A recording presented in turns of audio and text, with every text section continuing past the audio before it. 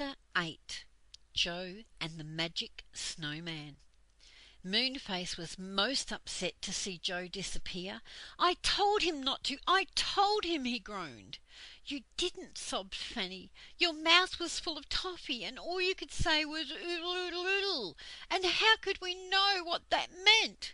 "Where's Joe now?" said Bessie, quite pale with shock. Yes, indeed, where was Joe? Someone had lifted him right off the ladder up into the land of ice and snow, and there, strangely enough, the moon and the sun were in the sky at the same time, one at one side and the other opposite, both shining with a pale light. Joe shivered, for it was very cold.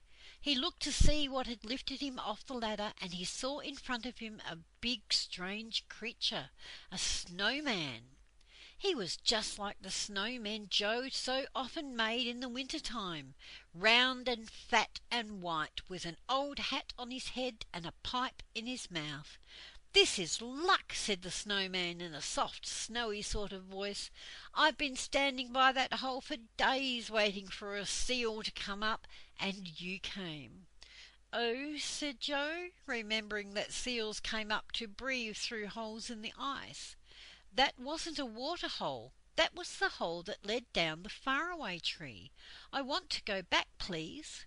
"The hole is closed up," said the snowman. Joe looked, and to his great dismay he saw that a thick layer of ice had formed over the hole, so thick that he knew perfectly well he could never break through it. "Whatever shall I do now?" he said.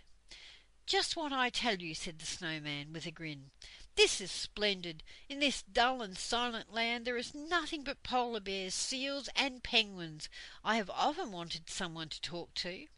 "How did you get here?" asked Joe, wrapping his coat firmly around him, for he was bitterly cold. "Ah," said the snowman, "that's a long story.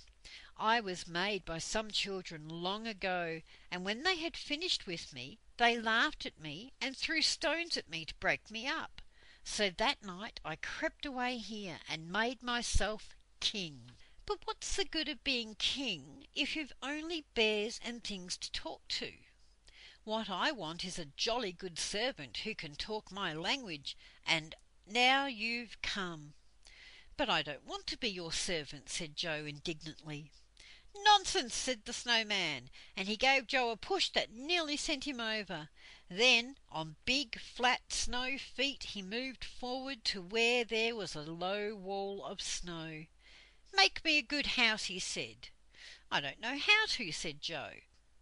"Oh, just cut blocks of this stiff icy snow and build them up one on top of another," said the snowman. "When you've finished I'll give you a fur coat to wear. Then you won't shiver so much."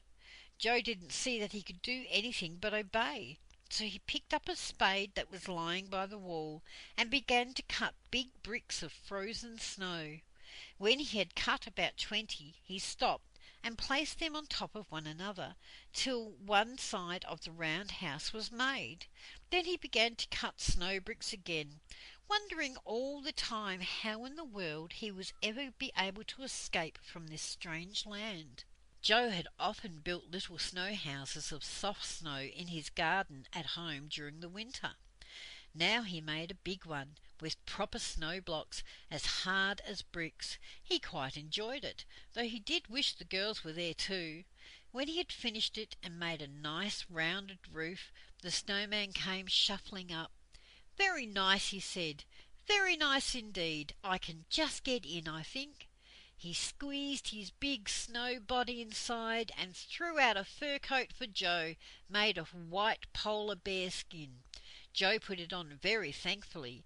Then he tried to squeeze in after the snowman, for he wanted to be out of the cold icy wind. But he was so squashed between the snowman and the walls of the snow house that he couldn't breathe.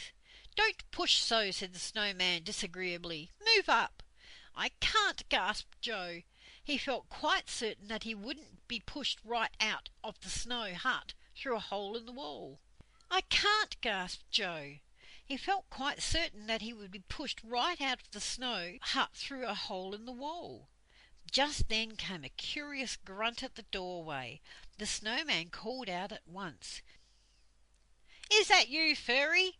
Take this boy to your home under the ice. He's a nuisance here. He keeps squashing me."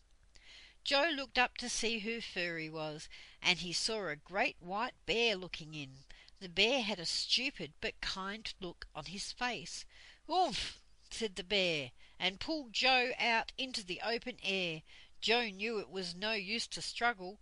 Nobody could get away from a bear as big as that.